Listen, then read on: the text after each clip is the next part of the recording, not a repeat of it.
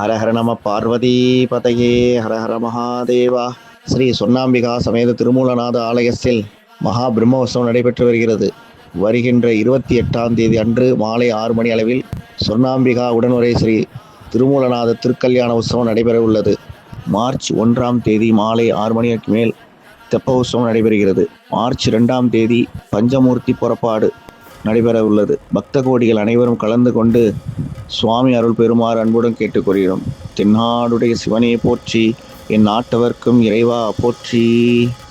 अंड ब्रह्मांड कोटि अखिल परिपालना पूरणा जगत् कारणा सत्य देव देव प्रिया वेद वेदार्थ सारा यज्ञ यज्ञोमया